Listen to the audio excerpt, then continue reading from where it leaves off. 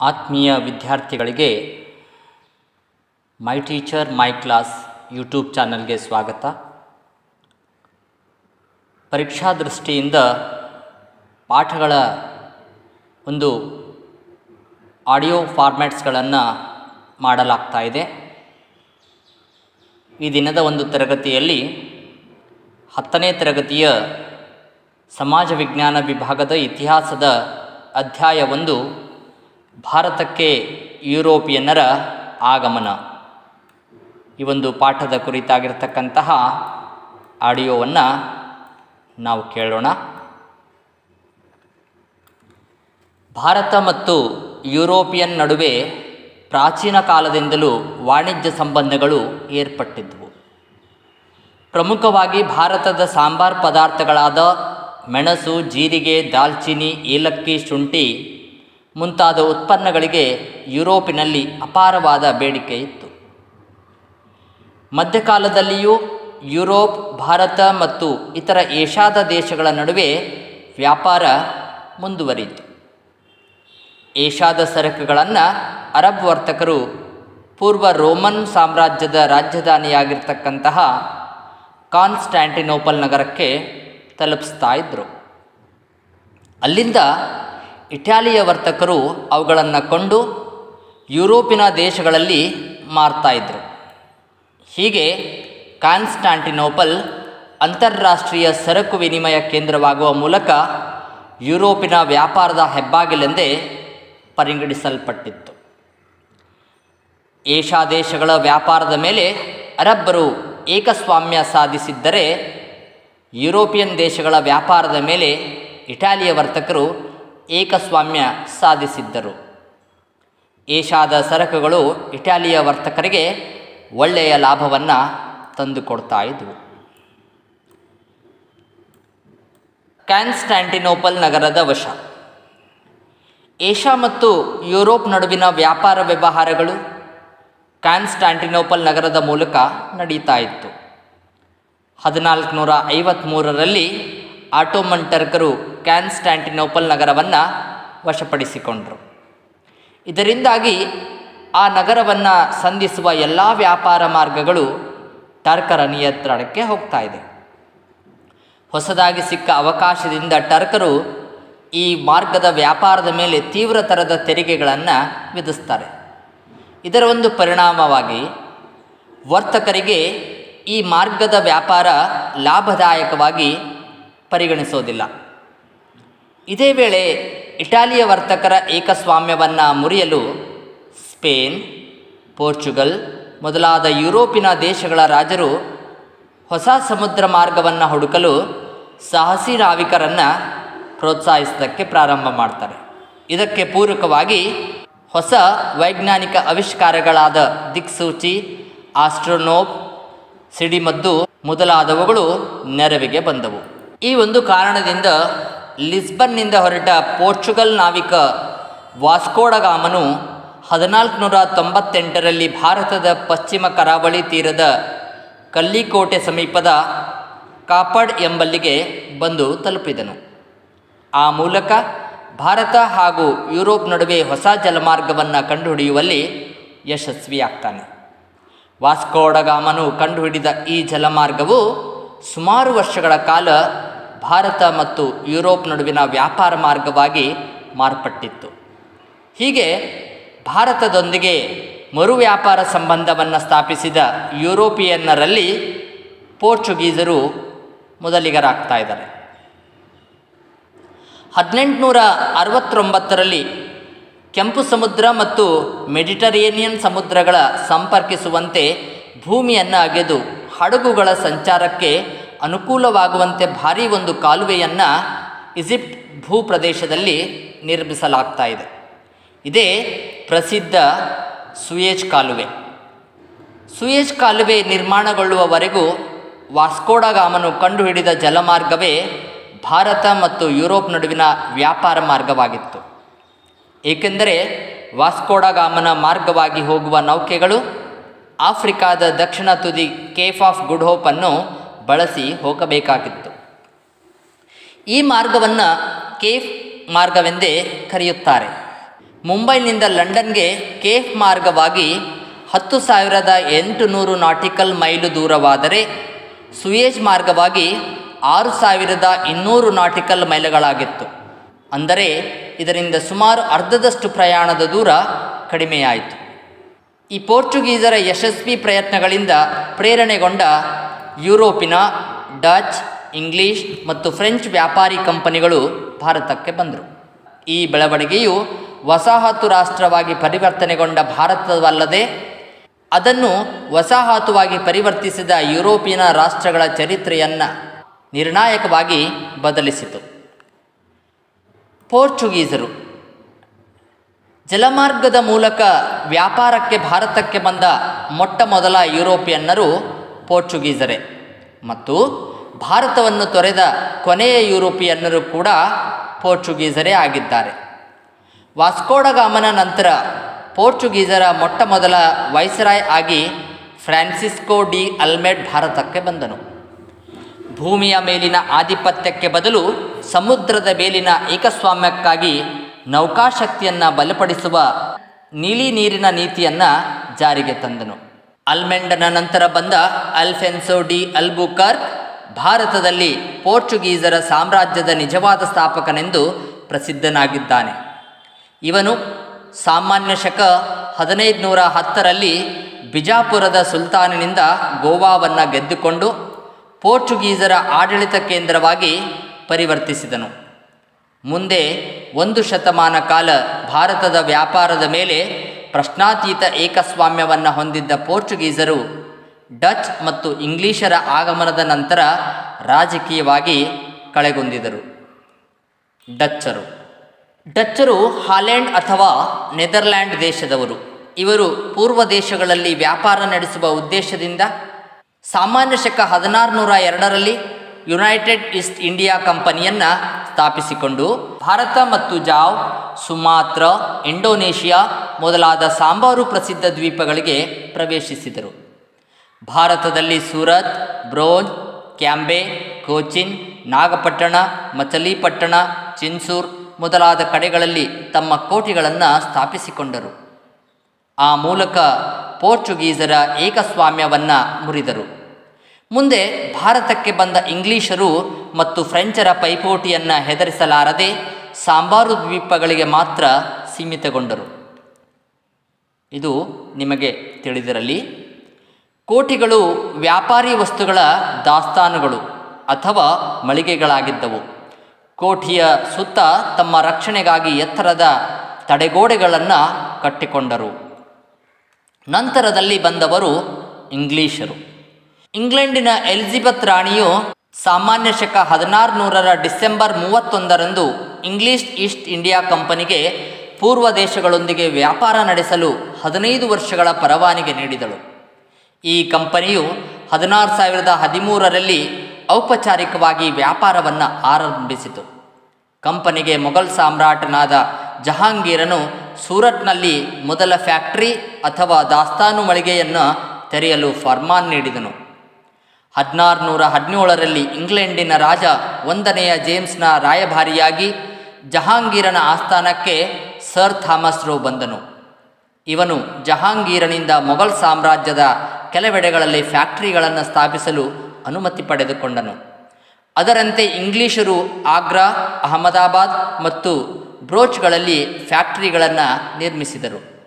ಇಂಗ್ಲಿಷರು 1639ರಲ್ಲಿ ಚಂದ್ರಗಿರಿಯ ರಾಜನಿಂದ ಮದ್ರಾಸ್ನಲ್ಲಿ ಭೂಮಿಯನ್ನು ಪಡೆದು ಸೆಂಟ್ ಜಾರ್ಜ್ ಫೋರ್ಟ್ ಎಂಬ ಬಲಿಷ್ಠ ಕೋಟೆಯನ್ನು ಕಟ್ಟಿದರು. ಮುಂದೆ ಇಂಗ್ಲೆಂಡಿನ ರಾಜಕುಮಾರ 2ನೇ ಚಾರ್ಲ್ಸನು ಬಾಂಬೆಯನ್ನು 1668ರಲ್ಲಿ ಕಂಪನಿಗೆ ವಾರ್ಷಿಕ 10 ಪೌಂಡ್ಗಳ ಬಾಡಿಗೆಗೆ ವಹಿಸಿಕೊಟ್ಟನು. ಬ್ರಿಟಿಷರು 1690ರ ದಶಕದಲ್ಲಿ ಬಂಗಾಳದ ರಾಜ್ಯಪಾಲನಿಂದ ಹೂಗ್ಲಿ ನದಿ ದಂಡೆಯ ಮೇಲೆ ಸುತನುತಿ, ಕಲ್ಕತ್ತಾ ಮತ್ತು ಗೋವಿಂದಪುರ ಎಂಬ 3 ಹಳ್ಳಿಗಳನ್ನು ಖರೀದಿಸಿ ಪೋರ್ಟ್ ವಿಲಿಯಂ ಎಂಬ ಕೋಟೆಯನ್ನು ಕಟ್ಟಿದರು. ಇದರ ಸುತ್ತ ಕಲ್ಕತ್ತಾ ನಗರ ಬೆಳೆಯಿತು. 17ನೇ ಶತಮಾನದ ಅಂತ್ಯದ ವೇಳೆಗೆ ಇಂಗ್ಲಿಷರು ಮದ್ರಾಸ್, ಬಾಂಬೆ ಮತ್ತು ಕಲ್ಕತ್ತಾಗಳನ್ನು ತಮ್ಮ ಪ್ರೆಸಿಡೆನ್ಸಿ ಕೇಂದ್ರಗಳನ್ನು ಮಾಡಿಕೊಂಡರು. 18ನೇ ಶತಮಾನದ ಉತ್ತರಾರ್ಧದಲ್ಲಿ ಇಂಗ್ಲಿಷರು ಕಲ್ಕತ್ತಾವನ್ನು ತಮ್ಮ ರಾಜಧಾನಿಯನ್ನಾಗಿ ಮಾಡಿಕೊಂಡರು. ತಮ್ಮ ಅಧೀನದಲ್ಲಿದ್ದ ಪ್ರದೇಶಗಳಲ್ಲಿ ತಮ್ಮದೇ ನಾಗರಿಕ ಮತ್ತು ಅಪರಾಧ ಕಾನೂನುಗಳನ್ನು ಜಾರಿಗೆ ತಂದರು. ನಂತರದಲ್ಲಿ ಬಂದವರು ಫ್ರೆಂಚರು. ಫ್ರೆಂಚ್ ಈಸ್ಟ್ ಇಂಡಿಯಾ ಕಂಪನಿಯು 1664ರಲ್ಲಿ ಸರ್ಕಾರಿ ಒಡೆತನದ ಕಂಪನಿಯಾಗಿ ಆರಂಭವಾಯಿತು. ಇದು 1668ರಲ್ಲಿ ತನ್ನ ಪ್ರಥಮ ದಾಸ್ತಾನು ಮಳಿಗೆ ಅಂದರೆ ಕೋಟೆಯನ್ನು ಸೂರತ್ನಲ್ಲಿ ಆರಂಭಿಸಿತು. ನಂತರ ಮಚಲಿಪಟ್ಟಣ್, ಚಂದ್ರನಗರ, ಮಾಹೆ, ಕರಾಯ್ಕಲ್ಲು, ಕಾಸಿಂಬರಾಜ್, ಬಾಲ್ಸೂರ್ಗಳನ್ನು ತಮ್ಮ ಕೇಂದ್ರಗಳಾಗಿ ಮಾಡಿಕೊಂಡರು. ಅದೇ ಪುದುಚೇರಿ ಅಥವಾ ಪಾಂಡಿಚೇರಿ. ಇದು ಫ್ರೆಂಚರು ಭಾರತ ತೊರೆದು ಹೋಗುವವರೆಗೆ ಅವರ ರಾಜಧಾನಿಯಾಗಿತ್ತು. 1746ರಲ್ಲಿ ಪಾಂಡಿಚೇರಿಯ ಗವರ್ನರ್ ಆಗಿ ಬಂದ ಡೂಪ್ಲೆ ಎಂಬ ಮಹತ್ವಾಕಾಂಕ್ಷಿ ಅಧಿಕಾರಿಯು ದಕ್ಷಿಣ ಭಾರತದಲ್ಲಿ ಫ್ರೆಂಚರ ಆಧಿಪತ್ಯವನ್ನು ಸ್ಥಾಪಿಸಲು ಹವಣಿಸಿದನು. ಇದು ಇಂಗ್ಲಿಷರೊಡನೆ ಸಂಘರ್ಷಕ್ಕಿಳಿದು ಕರ್ನಾಟಿಕ್ ಯುದ್ಧಗಳಿಗೆ ಕಾರಣವಾಯಿತು. ಬ್ರಿಟಿಷರ ಮತ್ತು ಫ್ರೆಂಚರ ನಡುವೆ ಪ್ರತಿಸ್ಪರ್ಧೆ. ಪೋರ್ಚುಗೀಸರು ಮತ್ತು ಡಚ್ಚರು 18ನೆಯ ಶತಮಾನದ ಮಧ್ಯಂತರದ ಹೊತ್ತಿಗೆ ಬ್ರಿಟಿಷರು ಮತ್ತು ಫ್ರೆಂಚರ ಪೈಪೋಟಿಯನ್ನು ಎದುರಿಸಲಾಗದೆ ಭಾರತದ ರಾಜಕೀಯ ರಂಗದಿಂದ ಹಿಂದೆ ಸರಿದರು. ಅಂತಿಮವಾಗಿ ಕಣದಲ್ಲಿ ಉಳಿದ ಬ್ರಿಟಿಷರು ಮತ್ತು ಫ್ರೆಂಚರು ದಕ್ಷಿಣ ಭಾರತದಲ್ಲಿ ತಮ್ಮ ರಾಜಕೀಯ ಪ್ರಭಾವವನ್ನು ಉಳಿಸಿಕೊಳ್ಳುವ ಸಲುವಾಗಿ ಶಕ್ತಿ ಪ್ರದರ್ಶನಕ್ಕೆ ಮುಂದಾದರು. ಇದೇ ಸಂದರ್ಭದಲ್ಲಿ ಹೈದರಾಬಾದ್ ಸಂಸ್ಥಾನ ಮತ್ತು ಕರ್ನಾಟಿಕ್ ಪ್ರಾಂತ್ಯದಲ್ಲಿನ ರಾಜಕೀಯ ಅಸ್ಥಿರತೆಯ ಲಾಭ ಪಡೆಯಲು ಫ್ರೆಂಚರು ಮತ್ತು ಬ್ರಿಟಿಷರು ಯತ್ನಿಸಿದರು. ಅದರ ಪರಿಣಾಮವಾಗಿಯೇ 3 ಕರ್ನಾಟಿಕ್ ಯುದ್ಧಗಳು ನಡೆದವು. ನಿಮಗಿದು ತಿಳಿದಿರಲಿ, 1724ರಲ್ಲಿ ಹೈದರಾಬಾದ್ ಸಂಸ್ಥಾನವನ್ನು ಅಸಫ್ ಜಾ ಸ್ಥಾಪಿಸಿದನು. ಇವನ ಅಧೀನದಲ್ಲಿ ಕರ್ನಾಟಿಕ್ ಪ್ರಾಂತ್ಯವನ್ನು ಆಳುತ್ತಿದ್ದ ದೋಸ್ತ್ ಅಲಿ ಎಂಬಾತನು ಅಸಫ್ ಜಾಗೆ ನಿಷ್ಠನಾಗಿಯೇನೂ ಇರಲಿಲ್ಲ. 1740ರಲ್ಲಿ ಮರಾಠರು ಕರ್ನಾಟಿಕ್ ಪ್ರಾಂತ್ಯವನ್ನು ಲೂಟಿ ಮಾಡಿ ದೋಸ್ತ್ ಅಲಿಯನ್ನು ಕೊಂದು ಅವನ ಅಳಿಯ ಚಾಂದ್ ಸಾಹೇಬನನ್ನು ಸತಾರದಲ್ಲಿ ಸೆರೆಯಲ್ಲಿಟ್ಟರು. ಆಗ ಅಸಫ್ ಜಾ ತನ್ನ ನಂಬಿತಸ್ಥ ವ್ಯಕ್ತಿಯಾದ ಅನ್ವರುದ್ದೀನನನ್ನು ಕರ್ನಾಟಕದ ನವಾಬನನ್ನಾಗಿ ನೇಮಿಸಿದನು. ಮೊದಲ ಕರ್ನಾಟಿಕ್ ಯುದ್ಧ 1746ರಿಂದ 48. ಡೂಪ್ಲೆಯ ಕೋರಿಕೆಯ ಮೇರೆಗೆ ಲಾಬೋರ್ಡಿನಾ ಎಂಬ ಫ್ರೆಂಚ್ ಸೇನಾ ಮುಖ್ಯಸ್ಥನು ಮಾರಿಷಸ್ನಿಂದ ಬಂದು ಬ್ರಿಟಿಷರಿಂದ ಮದ್ರಾಸನ್ನು ವಶಪಡಿಸಿಕೊಂಡನು. ಅಸಹಾಯಕರಾದ ಬ್ರಿಟಿಷರು ಕರ್ನಾಟಿಕ್ ನವಾಬನಾದ ಅನ್ವರುದ್ದೀನನಲ್ಲಿ ಮೊರೆಯಿಟ್ಟರು. ಮದ್ರಾಸನಿಂದ ಫ್ರೆಂಚರನ್ನು ಹೊರಗಟ್ಟಲು ಅನ್ವರುದ್ದೀನನು ಕಳುಹಿಸಿಕೊಟ್ಟ ಸೇನೆಯು ಸೋತಿತು. ಕೊನೆಗೆ ಲಾಬೋರ್ಡಿನನು ಡೂಪ್ಲೆಗೆ ತಿಳಿಸದೆ ಬ್ರಿಟಿಷರಿಂದ ಹಣವನ್ನು ಪಡೆದು ಮದ್ರಾಸನ್ನು ಬಿಟ್ಟುಕೊಟ್ಟು ಮಾರಿಷಸ್ಗೆ ಹೊರಟು ಹೋದನು. ಇದರಿಂದ ಕೋಪಗೊಂಡ ಡೂಪ್ಲೆಯು ಮದ್ರಾಸನ್ನು ಮತ್ತೆ ಪಡೆಯುವ ವಿಫಲ ಪ್ರಯತ್ನ ನಡೆಸಿದನು. ಅಂತಿಮವಾಗಿ ಈ ಯುದ್ಧವು ಯುರೋಪಿನಲ್ಲಿ ಫ್ರಾನ್ಸ್ ಮತ್ತು ಇಂಗ್ಲೆಂಡಿನ ನಡುವೆ ಆದ ಎಕ್ಸ್ ಲಾ ಚಾಪೆಲ್ ಒಪ್ಪಂದದೊಂದಿಗೆ ಮುಕ್ತಾಯವಾಯಿತು. ಇದು ನಿಮಗೆ ತಿಳಿದಿರಲಿ. ಹೈದರಾಬಾದ್ ಸಂಸ್ಥಾನದ ನಿಜಾಮನಾದ ಅಸಫ್ ಜಾ 1748ರಲ್ಲಿ ಮರಣ ಹೊಂದಿದನು. ಸಿಂಹಾಸನಕ್ಕಾಗಿ ಅವನ ಮಗನಾದ ನಾಸಿರ್ ಜಂಗ್ ಮತ್ತು ಮಗಳ ಮಗನಾದ ಮುಜಾಫರ್ ಜಂಗ್ ನಡುವೆ ಕಲಹ ಆರಂಭವಾಯಿತು. ಅತ್ತ ಕರ್ನಾಟಕದಲ್ಲಿ ಚಾಂದ್ ಸಾಹೇಬ್ ಮತ್ತು ಅನ್ವರುದ್ದೀನನ ನಡುವೆ ಸಿಂಹಾಸನಕ್ಕಾಗಿ ಕಿತ್ತಾಟ ಆರಂಭವಾಯಿತು. ಆಗ ಫ್ರೆಂಚರು ಹೈದರಾಬಾದಿನಲ್ಲಿ ಮುಜಾಫರ್ ಜಂಗನಿಗೂ ಕರ್ನಾಟಕನಲ್ಲಿ ಚಾಂದ್ ಸಾಹೇಬನಿಗೂ ಬೆಂಬಲ ನೀಡಿದರು. ಇದಕ್ಕೆ ಪ್ರತಿಯಾಗಿ ಬ್ರಿಟಿಷರು ನಾಸಿರ್ ಜಂಗ್ ಮತ್ತು ಅನ್ವರುದ್ದೀನನ ಬೆಂಬಲಕ್ಕೆ ನಿಂತರು. 1749ರಲ್ಲಿ ಚಾಂದ್ ಸಾಹೇಬ್, ಮುಜಾಫರ್ ಜಂಗ್ ಮತ್ತು ಫ್ರೆಂಚರ ಪಡೆಗಳು ಒಂದಾಗಿ ಅನ್ವರುದ್ದೀನನನ್ನು ಅಂಬೂರ್ ಕದನದಲ್ಲಿ ಕೊಂದರು. ಪರಿಣಾಮವಾಗಿ ಚಾಂದ್ ಸಾಹೇಬ್ ಕರ್ನಾಟಕನ ನವಾಬನಾದನು. ಅನ್ವರುದ್ದೀನನ ಮಗನಾದ ಮಹಮ್ಮದ್ ಅಲಿಯು ಬ್ರಿಟಿಷರ ನೆರವಿನಿಂದ ತಿರುಚನಾಪಳ್ಳಿಯಲ್ಲಿ ನೆಲೆ ನಿಂತನು. ಅತ್ತ ಹೈದರಾಬಾದಿನಲ್ಲಿ ಮುಜಾಫರ್ ಜಂಗನು ಚಾಂದ್ ಸಾಹೇಬ್ ಮತ್ತು ಫ್ರೆಂಚರ ಸಹಾಯದಿಂದ ನಾಸಿರ್ ಜಂಗನನ್ನು ಕೊಂದು ನಿಜಾಮನಾದರೂ ಸ್ವಲ್ಪ ದಿನಗಳಲ್ಲಿಯೇ ಹತ್ಯೆಗೀಡಾದನು. ಅವನ ಸ್ಥಾನಕ್ಕೆ ಫ್ರೆಂಚರು ಅಸಫ್ ಜಾನ ಇನ್ನೊಬ್ಬ ಮಗನಾದ ಸಲಾಬತ್ ಜಂಗನನ್ನು ನಿಜಾಮನನ್ನಾಗಿ ಮಾಡಿದರು. ಎರಡನೇ ಕರ್ನಾಟಿಕ್ ಯುದ್ಧ 1749 1754. ಬದಲಾದ ಸನ್ನಿವೇಶದಲ್ಲಿ ಫ್ರೆಂಚರು ಅಸಫ್ ಜಾನ ಮತ್ತೊಬ್ಬ ಮಗನಾದ ಸಲಾಬತ್ ಜಂಗನನ್ನು ಹೈದರಾಬಾದಿನ ನಿಜಾಮನಾಗಿ ಮಾಡಿದರು. ಅವನ ರಕ್ಷಣೆಗಾಗಿ ಆ ಸ್ಥಾನದಲ್ಲಿ ಫ್ರೆಂಚರು ತಮ್ಮ ಸೈನ್ಯ ಸಹಿತ ಬುಸ್ಸಿ ಎಂಬ ಅಧಿಕಾರಿಯನ್ನು ನೇಮಿಸಿದರು. ಮತ್ತೊಂದು ಕಡೆ ಫ್ರೆಂಚರ ಬೆಂಬಲದಿಂದ ಚಾಂದ್ ಸಾಹೇಬನು ಕರ್ನಾಟಕನ ನವಾಬನಾಗಿದ್ದನು. ಆದರೆ ಇಂಗ್ಲಿಷ್ ಈಸ್ಟ್ ಇಂಡಿಯಾ ಕಂಪನಿಯ ಅಧಿಕಾರಿ ರಾಬರ್ಟ್ ಕ್ಲೈವನು ಕರ್ನಾಟಕದ ರಾಜಧಾನಿ ಅರ್ಕಾಟಿಕ್ನ ಮೇಲೆ ಆಕ್ರಮಣ ಮಾಡಿ ಫ್ರೆಂಚರು ಮತ್ತು ಚಾಂದ್ ಸಾಹೇಬನನ್ನು ಸೋಲಿಸಿದನು. ಅಂತಿಮವಾಗಿ ಈ ಯುದ್ಧದಲ್ಲಿ ಚಾಂದ್ ಸಾಹೇಬನನ್ನು ಬಂಧಿಸಿ ಹತ್ಯೆ ಮಾಡಲಾಯಿತು. ಅವನ ಸ್ಥಾನಕ್ಕೆ ಬ್ರಿಟಿಷರು ಅನ್ವರುದ್ದೀನನ ಮಗನಾದ ಮಹಮ್ಮದ್ ಅಲಿಯನ್ನು ನವಾಬನನ್ನಾಗಿ ನೇಮಕ ಮಾಡಿದರು. ಕೊನೆಗೆ ಎರಡನೆಯ ಕರ್ನಾಟಕ ಯುದ್ಧವು ಪಾಂಡಿಚೇರಿ ಒಪ್ಪಂದದೊಂದಿಗೆ ಮುಕ್ತಾಯವಾಯಿತು. ಫ್ರೆಂಚರು ಡೂಪ್ಲೆಯನ್ನು ಹಿಂದಕ್ಕೆ ಕರೆಸಿಕೊಂಡರು. ಈ ಯುದ್ಧವು ಫ್ರೆಂಚರಿಗೆ ರಾಜಕೀಯ ಹಿನ್ನಡೆಯನ್ನು, ಬ್ರಿಟಿಷರಿಗೆ ಪ್ರತಿಷ್ಠೆಯನ್ನು ತಂದುಕೊಟ್ಟಿತು. ಮೂರನೆಯ ಕರ್ನಾಟಕ ಯುದ್ಧ 1756 1763. ಫ್ರೆಂಚರ ಕೌಂಟ್ ಡಿ ಲಾಲಿಯು 1760 ವಾಷಿಂಗ್ಟನ್ ಕೋಟೆಗೆ ಮುತ್ತಿಗೆ ಹಾಕಲು ಪ್ರಯತ್ನಿಸಿದನು. ಈ ನಿರ್ಣಾಯಕ ವಾಂಡಿವಾಶ್ ಕದನದಲ್ಲಿ ಬ್ರಿಟಿಷ್ ಸೇನಾಧಿಕಾರಿ ಎಸ್ ಐರ್ಕೂಟನು ಫ್ರೆಂಚರನ್ನು ಸೋಲಿಸಿದನಲ್ಲದೆ ಬುಸ್ಸಿಯನ್ನು ಸೆರೆಹಿಡಿದನು. ಲಾಲಿಯು ತಪ್ಪಿಸಿಕೊಂಡು ಪಾಂಡಿಚೇರಿಯಲ್ಲಿ ತಲೆಮರೆಸಿಕೊಂಡನು. ಅಂತಿಮವಾಗಿ ಐರ್ಕೂಟನು ಪಾಂಡಿಚೇರಿಗೂ ಮುತ್ತಿಗೆ ಹಾಕಿದಾಗ ಲಾಲಿಯು 1761 ಬೇಷರತ್ತಾಗಿ ಶರಣಾದನು. ಕರ್ನಾಟಕ ಯುದ್ಧಗಳ ಪರಿಣಾಮವಾಗಿ ಫ್ರೆಂಚರು ಭಾರತದಲ್ಲಿ ತಮ್ಮ ಎಲ್ಲ ನೆಲೆಗಳನ್ನು ಕಳೆದುಕೊಂಡರು. ಆದಾಗ್ಯೂ 1763 ನಡೆದ ಪ್ಯಾರಿಸ್ ಒಪ್ಪಂದದ ಪ್ರಕಾರ ಫ್ರೆಂಚರಿಗೆ ಪಾಂಡಿಚೇರಿಯನ್ನು ಹಿಂತಿರುಗಿಸಲಾಯಿತು. ಈ ಬೆಳವಣಿಗೆಗಳೊಂದಿಗೆ ದಕ್ಷಿಣ ಭಾರತದಲ್ಲಿ ಫ್ರೆಂಚರು ಮೂಲೆಗುಂಪಾದರು. ಹೀಗೆ ಬ್ರಿಟಿಷರು ತಮ್ಮ ಇತರ ಯುರೋಪಿಯನ್ ಸ್ಪರ್ಧಿಗಳನ್ನು ದಮನ ಮಾಡಿ ದಕ್ಷಿಣ ಭಾರತವನ್ನು ಗೆಲ್ಲುವ ಕಾರ್ಯದಲ್ಲಿ ಮಗ್ನರಾದರು. ನಿಮಗಿದು ತಿಳಿದಿರಲಿ. ರಾಬರ್ಟ್ ಕ್ಲೈವ್ ಭಾರತದಲ್ಲಿ ಬ್ರಿಟಿಷ್ ಅಧಿಕಾರವನ್ನು ಕಟ್ಟಿದ ಪ್ರಥಮ ಅಧಿಕಾರಿ. ರಾಬರ್ಟ್ ಕ್ಲೈವ್ ಈತನು ಈಸ್ಟ್ ಇಂಡಿಯಾ ಕಂಪನಿಯಲ್ಲಿ ಕಾರಕೂನನಾಗಿ ಸೇವೆಗೆ ಸೇರಿದವನು. ಕರ್ನಾಟಕ ಯುದ್ಧದಲ್ಲಿ, ಅದರಲ್ಲೂ ಆರ್ಕಾಟ್ನ ಮುತ್ತಿಗೆಯಲ್ಲಿ ಬಹುಮುಖ್ಯ ಪಾತ್ರವನ್ನು ನಿರ್ವಹಿಸಿ ಬ್ರಿಟಿಷರ ವಿಜಯಕ್ಕೆ ಕಾರಣನಾದನು. ದಕ್ಷಿಣ ಭಾರತದಲ್ಲಿ ಬ್ರಿಟಿಷರ ಅಸ್ತಿತ್ವ ರೂಪಿಸುವಲ್ಲಿ ಸಫಲನಾದ ಈತ ಬಂಗಾಳದ ವಿಜಯಕ್ಕೂ ಕಾರಣನಾದನು. 1757 ಪ್ಲಾಸಿ ಕದನದ ವಿಜಯದಿಂದಾಗಿ ಬಂಗಾಳದ ನವಾಬನ ಮೇಲೆ ಹಿಡಿತವನ್ನು ಸಾಧಿಸಿದನು. ಇದರಿಂದ ಅಪಾರ ಸಂಪತ್ತನ್ನು ಕ್ಲೈವನು ಸಂಪಾದಿಸಿದನಲ್ಲದೆ ಬ್ರಿಟಿಷ್ ಈಸ್ಟ್ ಇಂಡಿಯಾ ಕಂಪನಿಗೂ ಲಾಭವನ್ನು ತಂದುಕೊಟ್ಟನು. ಅಪಾರ ಸಂಪತ್ತಿನಿಂದ ಇಂಗ್ಲೆಂಡಿಗೆ ಹಿಂದಿರುಗಿದ ಕ್ಲೈವನು ಸಂಪತ್ತಿನ ಸದಸ್ಯನಾಗಿ ಸಹ ನೇಮಕಗೊಂಡನು. ರಾಬರ್ಟ್ ಕ್ಲೈವನು ಇಂಗ್ಲೆಂಡಿಗೆ ಹಿಂದಿರುಗಿದ ನಂತರ ಭಾರತದಲ್ಲಿ ಈಸ್ಟ್ ಇಂಡಿಯಾ ಕಂಪನಿಯು ನಷ್ಟವನ್ನು ಅನುಭವಿಸತೊಡಗಿತು.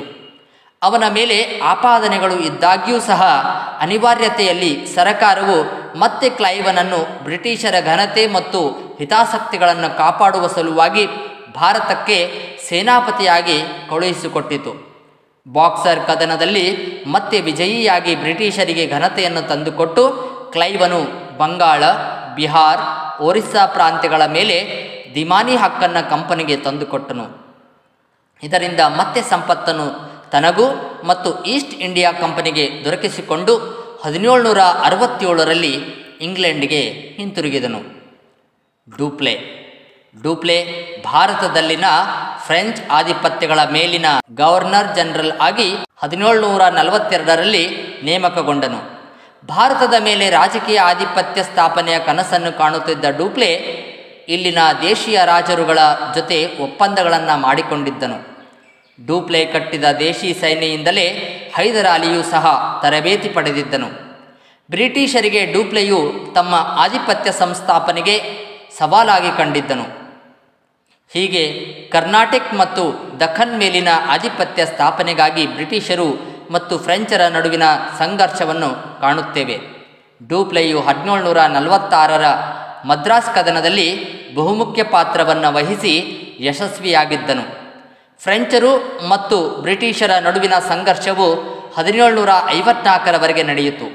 ತದನಂತರದಲ್ಲಿ ಫ್ರಾನ್ಸಿನ ಸರ್ಕಾರವೇ ಶಾಂತಿಯನ್ನು ಬಯಸಿ ಡೂಪ್ಲೆಯನ್ನು ಹಿಂದಕ್ಕೆ ಕರೆಸಿಕೊಂಡಿತು. ಭಾರತದಲ್ಲಿ ಬ್ರಿಟಿಷ್ ಆಳ್ವಿಕೆ. ದಕ್ಷಿಣ ಭಾರತದಲ್ಲಿ ರಾಜಕೀಯ ನಿಯಂತ್ರಣ ಸಾಧಿಸಿದ ಬ್ರಿಟಿಷರು 18ನೇ ಶತಮಾನದ ದ್ವಿತೀಯಾರ್ಧದಲ್ಲಿ ಸಂಪದ್ಭರಿತ ಬಂಗಾಳ ಪ್ರಾಂತ್ಯದ ಮೇಲೆ ಪೂರ್ಣ ನಿಯಂತ್ರಣ ಸಾಧಿಸಲು ಮುಂದಾದರು. ಕೃಷಿ, ವಾಣಿಜ್ಯ ಮತ್ತು ಕೈಗಾರಿಕಾ ಕ್ಷೇತ್ರಗಳಲ್ಲಿ ಬಂಗಾಳ ಪ್ರಾಂತ್ಯವು ಸಮೃದ್ಧ ಬೆಳವಣಿಗೆ ಹೊಂದಿತ್ತು. ಇಂಗ್ಲಿಷ್ ಈಸ್ಟ್ ಇಂಡಿಯಾ ಕಂಪನಿಯು ಈ ಪ್ರಾಂತ್ಯದಿಂದ ಅಪಾರ ಲಾಭವನ್ನು ಗಳಿಸುತ್ತಿತ್ತು. 1717ರಲ್ಲಿ ಮೊಘಲ್ ದೊರೆ ಫಾರೂಕ್ ಶಿಯಾರನು ಬಂಗಾಳದಲ್ಲಿ ಮುಕ್ತ ವ್ಯಾಪಾರ ನಡೆಸಲು ಕಂಪನಿಗೆ ನೀಡಿದ ದಸ್ತಕಗಳೇ ಅವರ ಲಾಭಕ್ಕೆ ಕಾರಣವಾಯಿತು. ಆದರೆ ಕಂಪನಿಗಳಿಗೆ ಸೀಮಿತವಾಗಿದ್ದ ಈ ದಸ್ತಕಗಳನ್ನು ಕಂಪನಿಯ ನೌಕರರು ತಮ್ಮ ಖಾಸಗಿ ವ್ಯಾಪಾರ ವ್ಯವಹಾರಕ್ಕಾಗಿ ದುರುಪಯೋಗ ಪಡಿಸಿಕೊಳ್ಳತೊಡಗಿದರು. ಇದರಿಂದ ಬಂಗಾಳದ ಸರಕಾರಕ್ಕೆ ಅಪಾರ ನಷ್ಟ ಉಂಟಾಗುತ್ತಿತ್ತು. ಆದ್ದರಿಂದ ಮುರ್ಷಿದ್ ಅಲಿ ಖಾನ್ನಿಂದ ಅಲಿ ವರ್ದಿ ಖಾನ್ವರೆಗಿನ ಎಲ್ಲ ನವಾಬರು ದಸ್ತಕ್ನ ದುರುಪಯೋಗವನ್ನು ವಿರೋಧಿಸುತ್ತಿದ್ದರು. ಮುಂದೆ ಇದೇ ವಿಚಾರವು ನವಾಬ್ ಮತ್ತು ಕಂಪನಿಯ ನಡುವೆ ಸಂಘರ್ಷಕ್ಕೆ ಎಡೆಮಾಡಿಕೊಟ್ಟಿತು. ಇದರ ಪರಿಣಾಮವಾಗಿಯೇ ಭಾರತದ ಇತಿಹಾಸಕ್ಕೆ ಹೊಸ ತಿರುವನ್ನು ಕೊಟ್ಟ ಅಂತ್ಯದ ಮಹತ್ವಪೂರ್ಣವಾದ 2 ಯುದ್ಧಗಳು ನಡೆದವು. ಅವುಗಳೇ ಪ್ಲಾಸಿ ಮತ್ತು ಬಕ್ಸಾರ್ ಕದನಗಳು. ತಿಳಿದಿರಬೇಕಾದ ವಿಷಯ, ದಸ್ತಕ್ ಯಾವುದೇ ತೆರಿಗೆ ಇಲ್ಲದೆ ಸರಕುಗಳ ಆಮದು ಮತ್ತು ರಫ್ತು ಮಾಡಲು ಹಾಗೂ ಸರಕುಗಳ ಸಾಗಣೆ ಮಾಡಲು ಬೇಕಾದ ಪರವಾನಿಗೆ ಪತ್ರ. ಪ್ಲಾಸಿ ಕದನ 1757. ಬಂಗಾಳದ ನವಾಬನಾದ ಅಲಿವರ್ದಿ ಖಾನನು 1756ರಲ್ಲಿ ನಿಧನನಾದನು. ನಂತರ ಅವನ ಮೊಮ್ಮಗನಾದ ಸಿರಾಜ್ ಉದ್ ದೌಲನು ಅಧಿಕಾರಕ್ಕೆ ಬಂದನು. ಯುವ ನವಾಬನಾದ ಸಿರಾಜ್ ಉದ್ ದೌಲನಿಗೂ ಮತ್ತು ಬ್ರಿಟಿಷರಿಗೂ 1757ರಲ್ಲಿ ಇತಿಹಾಸ ಪ್ರಸಿದ್ಧ ಪ್ಲಾಸಿ ಕದನ ನಡೆಯಿತು. ಇದಕ್ಕೆ ಕಾರಣಗಳು: ದಸ್ತಕ್ಗಳ ದುರುಪಯೋಗ. ಕಂಪನಿಯ ವ್ಯವಹಾರಕ್ಕಾಗಿ ನೀಡಿದ ದಸ್ತಕಗಳನ್ನು ಬ್ರಿಟಿಷ್ ನೌಕರರು ದುರುಪಯೋಗ ಪಡಿಸಿಕೊಳ್ಳುವ ಮೂಲಕ ರಾಜ್ಯದ ಬೊಕ್ಕಸಕ್ಕೆ ನಷ್ಟ ಉಂಟು ಮಾಡುತ್ತಿದ್ದದ್ದು ಸಿರಾಜನನ್ನು ಕೆರಳಿಸಿತು. ಎರಡನೇದ್ದು, ಅನುಮತಿ ಇಲ್ಲದೆ ಕೋಟೆಯ ದುರಸ್ತಿ. ಬ್ರಿಟಿಷರು ಫ್ರೆಂಚರ ಭಯದಿಂದ ಕಲ್ಕತ್ತಾದ ಕೋಟೆಯನ್ನು ಬಲಪಡಿಸಿ ಫಿರಂಗಿಗಳನ್ನು ಇಟ್ಟರು. ಅನುಮತಿ ಪಡೆಯದೆ ಕೋಟೆಯನ್ನು ದುರಸ್ತಿ ಮಾಡಿಸಿದ್ದರಿಂದ ಫಿರಂಗಿಗಳನ್ನು ತೆಗೆದುಹಾಕಲು ಸಿರಾಜುದ್ದೀನ್ ಸೂಚಿಸಿದನಾದರೂ ಅವರು ಪಾಲಿಸಲಿಲ್ಲ. ಇದರಿಂದ ಸಿರಾಜುದ್ದನು ಆಕ್ರೋಶಗೊಂಡನು. ಮೂರನೇ ಒಂದು ಕಾರಣ, ಕಪ್ಪು ಕೋಣೆ ದುರಂತ. ಆಗ ಸಿರಾಜನು ಫೋರ್ಟ್ ವಿಲಿಯಂ ಕೋಟೆಯನ್ನು ಸುಲಭವಾಗಿ ಗೆದ್ದು ಕೆಲವರನ್ನು ಸೆರೆ ಹಿಡಿದನು. ಸಿರಾಜನು ಆಕ್ರಮಣದಲ್ಲಿ ಸೆರೆ ಹಿಡಿದ 146 ಬ್ರಿಟಿಷರನ್ನು ಚಿಕ್ಕ ಕೊಠಡಿಯೊಂದರಲ್ಲಿ ಬಂಧಿಸಿಟ್ಟನು. ಅವರಲ್ಲಿ 123 ಮಂದಿ ಅಸುನೀಗಿದರು ಎಂಬುದಾಗಿತ್ತು. ಇದನ್ನು ಕಪ್ಪು ಕೋಣೆಯ ದುರಂತ ಎಂದು ಕರೆಯಲಾಗಿದೆ. ಈ ಸುದ್ದಿ ಕೇಳಿ ರಾಬರ್ಟ್ ಕ್ಲೈವ್ ಉಗ್ರ ಕೋಪದಲ್ಲಿ ಬಲಿಷ್ಠ ಸೇನೆಯೊಂದಿಗೆ ಬಂಗಾಳಕ್ಕೆ ಬಂದನು. ಮೊದಲು ನವಾಬನ ವಿರೋಧಿಗಳಾದ ಮಾಣಿಕ್ ಚಾಂದ್, ಓಮಿ ಚಾಂದ್, ಜಗತ್ ಸೇಠ್ ಮೊದಲಾದ ಶ್ರೀಮಂತರನ್ನು ತನ್ನತ್ತ ಸೆಳೆದುಕೊಂಡನು. ನಂತರ ಸಿರಾಜನ ಸೇನಾಧಿಪತಿಯಾದ ಮೀರ್ ಜಾಫರ್ನಿಗೆ ನವಾಬನನ್ನಾಗಿ ಮಾಡುವ ಆಮಿಷವೊಡ್ಡಿ ಯುದ್ಧದಲ್ಲಿ ತಟಸ್ಥವಾಗಿರಲು ರಾಜ್ಯವನ್ನು ಒಪ್ಪಿಸಿದನು. ಇದರಿಂದ ಧೈರ್ಯಗೊಂಡ ರಾಬರ್ಟ್ ಕ್ಲೈವನು 1757ರ ಜೂನ್ 23ರಂದು ಸಿರಾಜ್ ಉದ್ ದೌಲನ ಮೇಲೆ ಕದನ ಸಾರಿದನು. ಪ್ಲಾಸಿ ಎಂಬಲ್ಲಿ ನಡೆದ ಕದನದಲ್ಲಿ ಕ್ಲೈವನು ನಿಯೋಜಿಸಿದಂತೆಯೇ ಎಲ್ಲವೂ ನಡೆಯಿತು. ಯುದ್ಧ ಭೂಮಿಯಿಂದ ತಪ್ಪಿಸಿಕೊಂಡ ಸಿರಾಜ್ ಉದ್ ದೌಲನನ್ನು ಸೆರೆ ಹಿಡಿದು ಕೊಲ್ಲಲಾಯಿತು. ಇದರ ಒಂದು ಪರಿಣಾಮಗಳು: ಈ ಯುದ್ಧವು ಭಾರತೀಯರಲ್ಲಿದ್ದ ಅನೈಕ್ಯತೆ, ಅಸಂಘಟನೆ ಮತ್ತು ಆ ಕಾಲದ ವ್ಯಾಪಾರಿ ವರ್ಗದಲ್ಲಿದ್ದ ಲೋಭಿತನವನ್ನು ಪ್ರದರ್ಶಿಸಿತು. ಮೀರ್ ಜಾಫರ್ ಬಂಗಾಳದ ನವಾಬನಾದನು. ಮೂರನೇದಾಗಿ, ಕಂಪನಿಯು ಬಂಗಾಳದ ಪ್ರಾಂತ್ಯದಲ್ಲಿ ವ್ಯಾಪಾರ ನಡೆಸಲು ಅನಿರ್ಬಂಧಿತ ಹಕ್ಕನ್ನು ಪಡೆಯಿತು. ನಾಲ್ಕನೇದಾಗಿ, ಸಿರಾಜನು ಕಲ್ಕತ್ತಾದ ಮೇಲೆ ನಡೆಸಿದ ಆಕ್ರಮಣಕ್ಕೆ ಪರಿಹಾರವಾಗಿ ಮೀರ್ ಜಾಫರನು ಕಂಪನಿಗೆ 17 ಕೋಟಿ 70 ಲಕ್ಷ ರೂಪಾಯಿಗಳನ್ನು ನೀಡಿದನು. ಒಟ್ಟಾರೆ ಮೀರ್ ಜಾಫರನು ಕಂಪನಿ ಮತ್ತು ನೌಕರರ ಕೈಗೊಂಬೆಯಾಗುವ ಮೂಲಕ ನಿರಂತರ ಶೋಷಣೆಗೆ ಒಳಗಾದನು. ಇದರಿಂದ ನವಾಬನ ಬೊಕ್ಕಸ ಬರದಾಯಿತೇ ವಿನಃ ಧನ ಪಿಶಾಚಿಗಳಾದ ಕಂಪನಿಯ ಅಧಿಕಾರಿಗಳ ತೃಪ್ತಿ ಮಾತ್ರ ತೀರಲಿಲ್ಲ.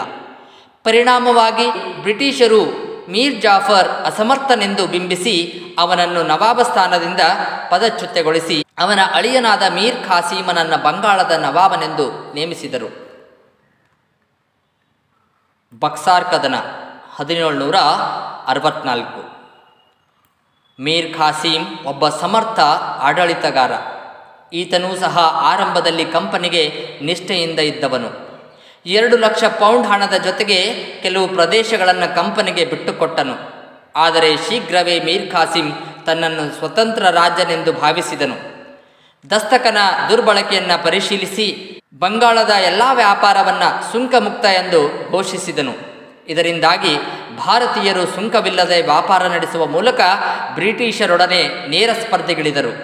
ಪರಿಣಾಮ ಬ್ರಿಟಿಷರ ವ್ಯಾಪಾರಕ್ಕೆ ಭಾರೀ ಹೊಡೆತ ಬಿದ್ದಿತು. ಬ್ರಿಟಿಷರಿಗೆ ನವಾಬನನ್ನು ವಿರೋಧಿಸಲು ಇದಿಷ್ಟೇ ಸಾಕಿತ್ತು. ಅವರು ಮೀರ್ ಖಾಸೀಮನನ್ನು ಇಳಿಸಿ ಮತ್ತೆ ಮೀರ್ ಜಾಫರ್ನನ್ನು ನವಾಬನನ್ನಾಗಿ ಮಾಡಿದರು. ಬ್ರಿಟಿಷರ ಕುಟಿಲತೆಯನ್ನು ಅರಿಯದ ಮೀರ್ ಖಾಸೀಮನು ಬ್ರಿಟಿಷರ ವಿರುದ್ಧ ಸಂಘಟನಾತ್ಮಕ ಹೋರಾಟಕ್ಕೆ ಮುಂದಾದನು. ಭಾರತೀಯರ ವ್ಯಾಪಾರಿಗಳು ಮತ್ತು ವಿವಿಧ ಕಸುಬುದಾರರು ಅವನ ಬೆಂಬಲಕ್ಕೆ ನಿಂತರು. ಈ ನಿಟ್ಟಿನಲ್ಲಿ ಮುಂದುವರೆದ ಮೀರ್ ಖಾಸೀಮನು ಮೊಘಲ್ ದೊರೆ 2ನೇ ಶಾ ಆಲಂ ಮತ್ತು ಔದನ್ ನವಾಬ್ ಶುಜಾಉದ್ದೌಲನೊಂದಿಗೆ ಒಪ್ಪಂದ ಮಾಡಿಕೊಂಡನು. ಪರಿಣಾಮವಾಗಿ ಮೀರ್ ಖಾಸೀಂ ನೇತೃತ್ವದ 3 ಸಂಯುಕ್ತ ಸೇನೆಗಳು ಹೆಕ್ಟರ್ ಮನ್ರೋ ನೇತೃತ್ವದ ಬ್ರಿಟಿಷ್ ಸೇನೆಯನ್ನು 1764ರಲ್ಲಿ ಬಕ್ಸಾರ್ ಎಂಬಲ್ಲಿ ಮುಖಾಮುಖಿಯಾದವು. ಅಂತಿಮವಾಗಿ ಯುದ್ಧದಲ್ಲಿ ಮೀರ್ ಖಾಸೀಂ ಸೋತು ಪಲಾಯನ ಮಾಡಿದರೆ ಶಾ ಆಲಂ ಶರಣಾಗತನಾದನು. ಬ್ರಿಟಿಷ್ ಶಕ್ತಿಗೆ ತಡೆಯೊಡ್ಡುವ ಈ ಒಕ್ಕೂಟದ ಪ್ರಯತ್ನ ಸಂಪೂರ್ಣವಾಗಿ ವಿಫಲವಾಯಿತು. ಬಕ್ಸಾರ್ ಕದನದ ಪರಿಣಾಮಗಳು. ಮೊದಲನೇದಾಗಿ ಈಸ್ಟ್ ಇಂಡಿಯಾ ಕಂಪನಿಗೆ ಬಂಗಾಳದ ಮೇಲಿನ ದಿವಾನಿ ಹಕ್ಕನ್ನು 2ನೇ ಶಾ ಆಲಂ ನೀಡಿದನು. ಎರಡನೇದ್ದು, ಶಾ ಆಲಂ ವಾರ್ಷಿಕ 26 ಲಕ್ಷ ರೂಪಾಯಿಗಳನ್ನು ಪಡೆದು ಬಂಗಾಳದ ಮೇಲಿನ ತನ್ನ ಹಕ್ಕನ್ನೆಲ್ಲ ಬಿಟ್ಟುಕೊಡಬೇಕಾಯಿತು. ಮೂರನೇದಾಗಿ ಔದ್ ನವಾಬನಾದ ಶುಜಾಉದ್ದೌಲನು ಕಂಪನಿಗೆ ಯುದ್ಧ ನಷ್ಟ ಪರಿಹಾರವಾಗಿ 50 ಲಕ್ಷ ರೂಪಾಯಿಗಳನ್ನು ಕೊಡಬೇಕಾಯಿತು. ನಾಲ್ಕನೇದಾಗಿ ಮೀರ್ ಜಾಫರ್ ಮರಣ ಹೊಂದಿದ್ದರಿಂದ ಅವನ ಮಗನಿಗೆ ವಿಶ್ರಾಂತಿ ವೇತನ ನೀಡಿ ಬಂಗಾಳದ ಪೂರ್ಣ ಆಡಳಿತವನ್ನು ಕಂಪನಿಯು ನಿರ್ವಹಿಸತೊಡಗಿತು. ಅಂತಿಮವಾಗಿ ಬಕ್ಸಾರ್ ಕದನವು ಬ್ರಿಟಿಷರು ಬಂಗಾಳ, ಬಿಹಾರ್ ಮತ್ತು ಒರಿಸ್ಸಾದ ನಿಜವಾದ ಒಡೆಯರೆಂದು ದೃಢೀಕರಿಸಿತು ಹಾಗೂ ಔದ್ ಕೂಡ ಅವರ ಅಧೀನದಲ್ಲಿ ಉಳಿಯುವಂತಾಯಿತು. 1765ರಲ್ಲಿ ರಾಬರ್ಟ್ ಕ್ಲೈವನು ಬಂಗಾಳದಲ್ಲಿ ದ್ವಿಪ್ರಭುತ್ವ ಪದ್ಧತಿಯನ್ನು ಜಾರಿಗೆ ತಂದನು. ಈ ಪದ್ಧತಿಯಂತೆ ಬ್ರಿಟಿಷರು ಭೂ ಕಂದಾಯ ವಸೂಲಿ ಮಾಡುವ ಹಕ್ಕನ್ನು ಹೊಂದಿದರು. ಆದರೆ ನವಾಬನು ಆಡಳಿತ, ನ್ಯಾಯ ಮೊದಲಾದ ಆಡಳಿತಾತ್ಮಕ ಕಾರ್ಯಗಳನ್ನು ನಿರ್ವಹಿಸುತ್ತಿದ್ದನು. ಹೀಗೆ ಬ್ರಿಟಿಷರು ತಮ್ಮ ವಾಣಿಜ್ಯ ಹಿತಾಸಕ್ತಿಯನ್ನು ಕಾಪಾಡಿಕೊಳ್ಳುವ ಸಲುವಾಗಿ ಭಾರತದಲ್ಲಿ ರಾಜಕೀಯ ಪರಮಾಧಿಕಾರವನ್ನು ಸ್ಥಾಪಿಸಿದರು. ಇದು ನಿಮಗೆ ತಿಳಿದಿರಲಿ. 1600ರಲ್ಲಿ ಈಸ್ಟ್ ಇಂಡಿಯಾ ಕಂಪನಿಯನ್ನು ಇಂಗ್ಲೆಂಡಿನಲ್ಲಿ ಸ್ಥಾಪಿಸಲಾಯಿತು. 1602ರಲ್ಲಿ ಯುನೈಟೆಡ್ ಈಸ್ಟ್ ಇಂಡಿಯಾ ಕಂಪನಿಯನ್ನು ನೆದರ್ಲ್ಯಾಂಡ್ನಲ್ಲಿ ಸ್ಥಾಪಿಸಲಾಯಿತು. 1619ರಲ್ಲಿ ಮೊಘಲ್ ಚಕ್ರವರ್ತಿ ಜಹಾಂಗೀರನು ಈಸ್ಟ್ ಇಂಡಿಯಾ ಕಂಪನಿಗೆ ಪಶ್ಚಿಮ ಕರಾವಳಿಯ ಸೂರತ್ನಲ್ಲಿ ಹಾಗೂ ಪೂರ್ವ ಕರಾವಳಿಯ ಹುಗ್ಲಿಯಲ್ಲಿ ವ್ಯಾಪಾರ ಮಾಡಲು ಅನುಮತಿಯನ್ನು ನೀಡಿದನು. 1639ರಲ್ಲಿ ಇಂಗ್ಲಿಷರು ತಮ್ಮ ಮೊದಲ ಸರಕು ಕೋಟೆಯನ್ನು ಮದ್ರಾಸಿನಲ್ಲಿ ಸ್ಥಾಪಿಸಿದರು. 1664ರಲ್ಲಿ ಫ್ರೆಂಚ್ ಈಸ್ಟ್ ಇಂಡಿಯಾ ಕಂಪನಿಯು ಫ್ರಾನ್ಸ್ನಲ್ಲಿ ಸ್ಥಾಪನೆಗೊಂಡಿತು.